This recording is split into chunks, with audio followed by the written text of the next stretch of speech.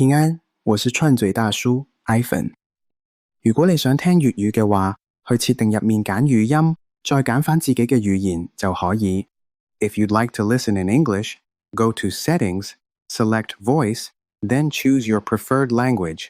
今天盖住为大家带来创造论 vs 进化论系列，探讨弱合力常数的微调、中子和质子的平衡。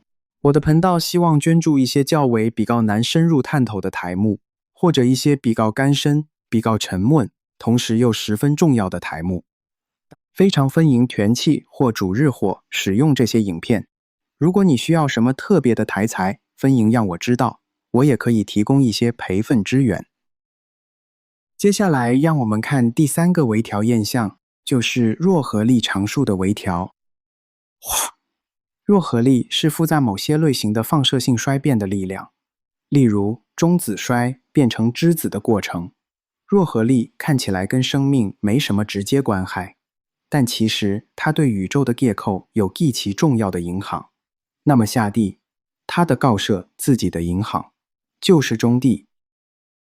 在宇宙大爆炸之后的最初几分钟，宇宙中充满了质子和中子，这些质子和中子最终会组合成原子核，但质子和中子的数量比例是由弱合力确定的，在使它不到它的底。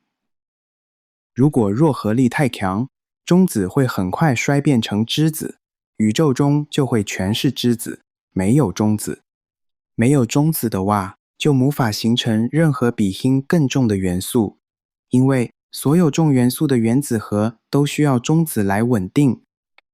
反过来，如果弱合力太弱，中子就不会衰变，宇宙中会保留太多中子，在大爆炸的高温环境下，这些中子会很快与质子结合，形成核，然后进一步融合成氦核。如果弱合力太弱，几乎所有的质子和中子都会被锁在氦核里面，宇宙中就没有足够的氢。没有氢的话，就无法形成水，也无法形成有机化合物，生命同样无法存在。科学家计算发现，弱合力常数必须经过确定在一个非常狭窄的范围内。如果弱合力常数比现在的值大或小超过几%，宇宙的元素组成就会完全改变，生命无法存在。那弱合力的微调还有另一个层面。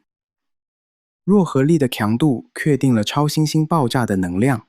超新星爆炸是宇宙中最壮观的事件之一。当一个大质量行星的核心燃料耗尽时，它会发生剧烈的爆炸，把内部产生的重元素喷射到太空中。这些重元素是形成行星和生命的原料。如果没有超新星爆炸，宇宙中的重元素就会永远被锁在行星内部，无法散布到太空中，也就无法形成行星和生命。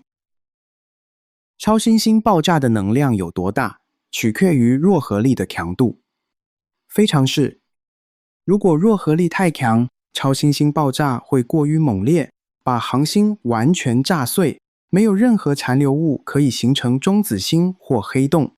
如果弱合力太弱，超新星爆炸的能量不足，无法把重元素喷射到足够远的距离，重元素会重新落回恒星残骸，无法散布到太空中。科学家发现，弱合力常数必须经过确定，才能使超新星爆炸恰好有足够的能量把重元素喷射出去，但又不会完全摧毁恒星的核心。这个平衡点非常精确。如果弱合力常数偏离现在的值超过几%，超新星机制就会失效，宇宙中就无法有效地散布重元素。45:18，创造诸天的耶和华，再造成全大地的神。他创造坚定大地，并非使地荒凉，是要给人居住。他如此说：我是耶和华，再没有别神。以赛亚书45章18节，创造诸天的耶和华，再造成全大地的神。他创造坚定大地，并非使地荒凉，是要给人居住。他如此说：我是耶和华，再没有别神。弱合力的精确微调，不仅确定了宇宙的元素组成，更精确控制了超新星爆炸的能量。这种双重的精确平衡，正见证了创造主的无限智慧与能力。若有关今天的资讯或其他的内容，希望了解更多，可在下方留言。感谢大家的支持，希望你能订阅、开鼓的通知和分享出去，以支持这个 channel 能盖住下去。也了解更多，也可以到我 Patreon。